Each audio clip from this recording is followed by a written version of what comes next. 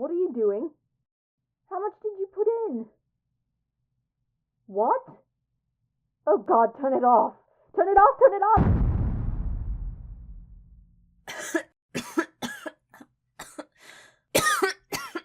What were you thinking? Adding 3 tablespoons of phoenix dust. I know I said I needed it volatile, but I didn't tell you to make it explosive. The spark weed combusts when heated. The phoenix dust acts as a self-repairing catalyst.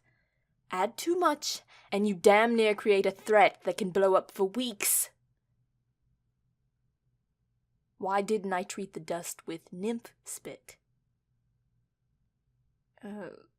Well, that's a good question.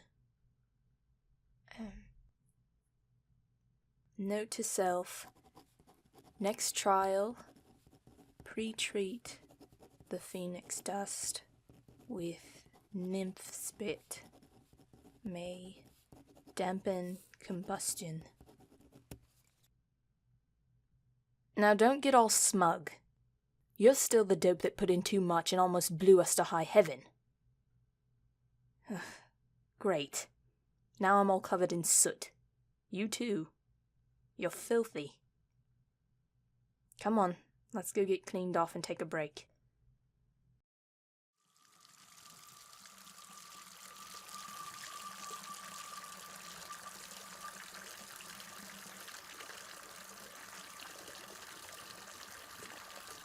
Ooh. That feels so much better. Nice and warm. Honestly, I should make you take a cold bath alone. But I'll be gracious today. I'm still mad at you, though. However, you can make it up to me by rubbing my shoulders.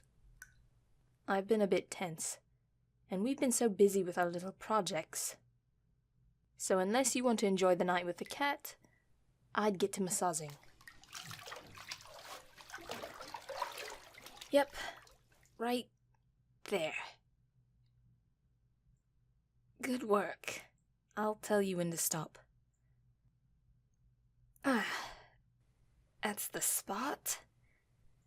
Your hands are surprisingly soft despite all the work you do. Aw, you were keeping them soft for me? How sweet. Well, I definitely appreciate the gesture. It almost makes me forget how you almost blew us up. Besides, you definitely don't seem to mind other forms of teasing. But don't get handsy now. I specifically asked for a shoulder massage. I wouldn't push your luck right now. Honestly, we're probably not going to be having time for that kind of fun until after we've perfected our perpetual combustion mixture. The potential application for it is astounding. And no, we're not using it for your repeating cannon idea. Such a brutish and violent contraption is beneath me. Why would we need a cannon anyways? The illusion magic does its job for the most part. People don't usually realize they're walking in circles for days at a time. It's an effective enough deterrent that doesn't involve dragging an unconscious body out of the forest. I mean, it's good exercise, but a little problematic if I get caught. I honestly might even take this to the market to trade. People love to play war. And I won't let our project be used to fuel war machines that destroy homes and make entirely too much noise. What market? Didn't I tell you? It must have slipped my mind. You know the full-length mirror in the bedroom? It's not there, so I could admire myself. Well, what you do with it is not my place to judge, but I digress. It's a gateway to the Shard Nexus. Neutral ground for everyone. Where do you think I got my books from? The Nexus is essentially a hub of magical brilliance. Only people with the right skills and knowledge can find their way. I'd take you, but I'm not sure you'd fit in just yet. Your alchemy has improved significantly, but your hexcraft and elemental magic need some serious work. I remember I once spent a few days discussing soul theory with a monk from across the planet. Some of the most brilliant minds find their way to the Nexus. There is a lot of training that takes place in the Nexus. A lot of scholars and innovators are very reclusive, so getting out there and seeing what else is being discovered is hard. Especially since many of us are branded heretics. Demon whisperers, witches.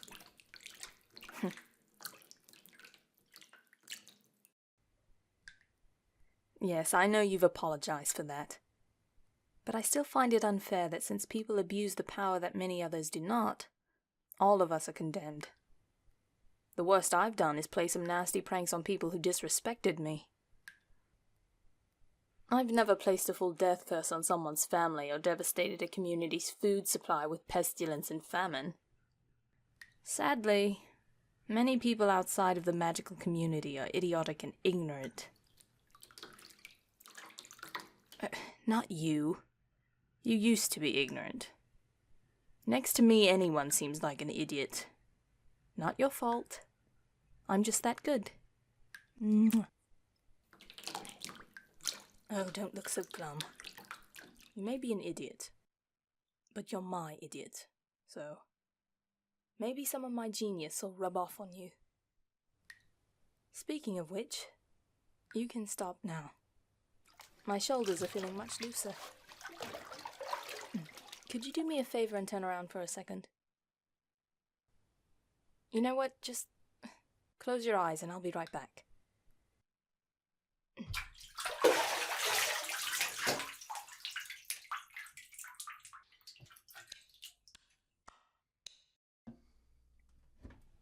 Which one was it?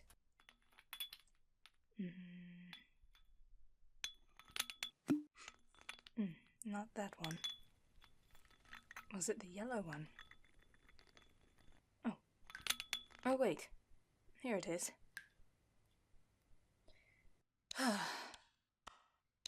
Oh, this? Well, since you almost blew us up, I thought I would use you as a lab rat for this. What is it exactly? Well, it should clean up the dead skin on your scalp and leave your hair healthier and stronger. Or it'll cause all your hair to fall out. Well, on the bright side, you'd look very intellectual if your hair does fall out.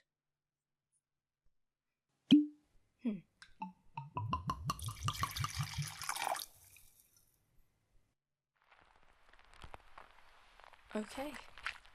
Foaming is good, I think. Well, it smells nice at least. How does it feel? Your head isn't burning, is it? Tingles.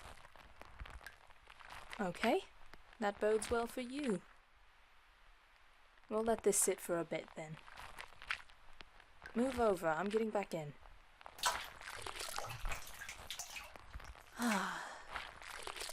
It's much better in here. What was I talking about before? Oh, right. The Nexus. Really getting there is the easy part. Communicating, on the other hand, is not so easy. Since it's neutral ground, everyone speaks what is essentially an amalgamation of every language. Don't be mistaken. I'm not talking about every human language, though the original human language is part of it. No, it's called myth-speak. It's made up of Elvish, Dwarven tongue, demon speak, Orcish, etc. I know you're probably wondering how any of those are related in any way. You'd be surprised. Think of it this way. Every language spoken by humanity are all descended from the primordial human tongue, which was shattered many millennia ago.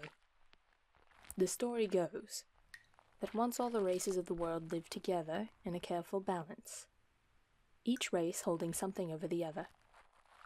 The elves with their long lives, the dwarves with their creative minds, the orcs with their strength and resolve, and so on. But of course, the youngest race, the humans, were gifted with perhaps the most dangerous of them all. They were meant to be a hybrid of each of the best traits of all the other races, but not to the degree of each race. Essentially, they had what each race had, but watered down enough to where they couldn't challenge a race with their own merit. We were meant to tie all the races together and carry all into a brilliant future. But, as we know, humans are a jealous bunch. When they saw the other races, they were envious of what they possessed and wanted their power along with what they had. It was the responsibility of the other races to nurture the infancy of humanity. But the young race saw it as the others looking down at them. So, the early humans banded together and made terrible machines that laid waste to the other races and drove them into hiding. Where individually a human could not match any other race, as a collective, they were more powerful and dangerous than anyone could have imagined. Perhaps even in time, assuming the power to overthrow their creator. But it would never come to be. Having finished their work, the creator rested, and when they awoke to walk among the utopia they had hoped for, they saw naught but a ruined land and a human monarch sitting on a vile throne. The creator was struck with grief and despair. To stop humans from causing more devastation, the creator scattered humanity across the world, and scattered their tongues, so they would not be able to come together and destroy as they once did. To atone for the sins of humanity, the creator scattered itself across the world and the realms beyond to restore what had been torn asunder. Over time, the original human language and history had been forgotten by humanity, until the most brilliant scholars began to find similar roots in every language and dialect, until it was all pieced together. From my understanding, those who discovered it were found by those of the other races and killed in fear of humanity rising to power again.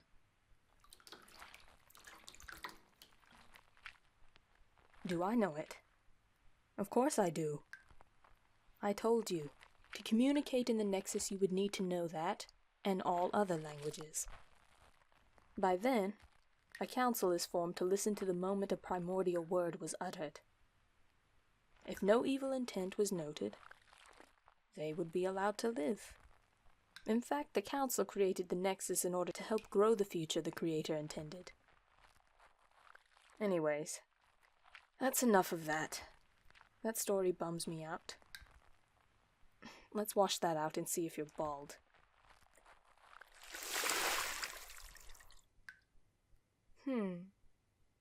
Looks alright. Let's see what it looks like when it's dried off.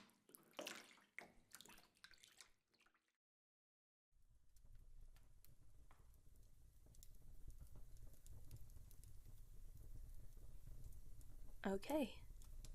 Subject appears to have lost no hair as a result of the potion's effects. Does not account for excessive hair pulling, so it does not strengthen hair as much as I thought. It does appear to add a nice shine when exposed to the light. It's now also much softer to the touch. We'll wait a few days before self-trials.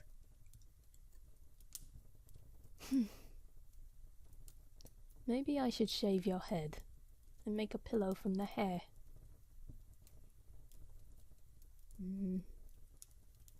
Probably not. Maybe a finely woven sheet. I'm kidding.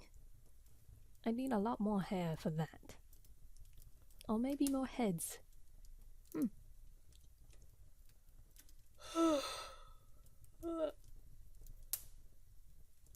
Looks like 3 days without sleep is the limit.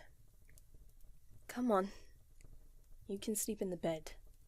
I'm much too tired to be angry right now. Plus, your hair smells really nice. And it's soft.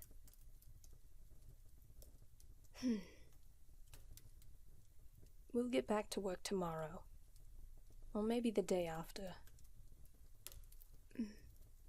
Maybe we'll take a break tomorrow. And go for a walk. We'll see. Good night, pillow.